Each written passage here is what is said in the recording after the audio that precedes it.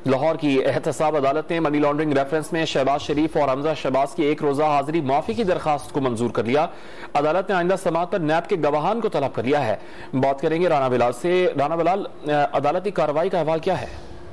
जी देखें, लाहौर की एहतसाब अदालत में आज वज़ीर आज़म शहबाज शरीफ, वज़ीर आला हमजा शहबाज समाअत खानदान के दीगर अफराद के खिलाफ मनी लॉन्ड्रिंग का रेफरेंस जो है वो समाअत के लिए मुकर्रर था। ताहम आज वज़ीर आज़म शहबाज शरीफ वज़ीर आला और अदालत के रूबरू पेश नहीं हुए और उनकी जानिब से आज हाजिरी माफी की दरखास्त जमा करवाई गई थी, जिसे एहतसाब अदालत ने मंजूर कर लिया।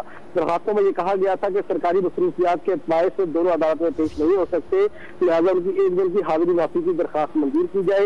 एहतसाब अदालत के जज ने समाअत करते हुए वज़ीर आज़म और वज़ीर आला की एक रोज की हाजिरी माफी की दरखास्त मंजूर कर ली है और आइंदा समाअत पर नैब के गवाहों को तलब किया गया है और मनी लॉन्ड्रिंग रेफरेंस पर समाअत जो है वो 7 सितंबर के लिए मुलतवी कर दी गई है। बहुत शुक्रिया राना बिलाल आपका।